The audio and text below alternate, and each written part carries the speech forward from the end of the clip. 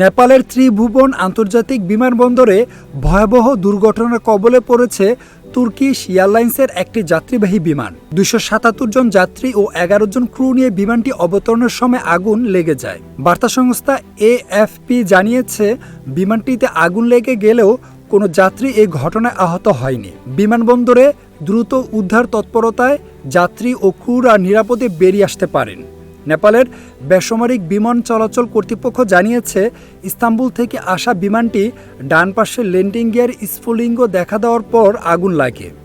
Civil aviation authority of Nepal মুখপাত্র জ্ঞানেন্দ্র ভুল বলেন, বিমানে থাকা সবাই নিরাপদে আছেন। উদ্ধার অভিযান শেষ হয়েছে। এখন দুর্ঘটনার কারণ তদন্ত করা হচ্ছে।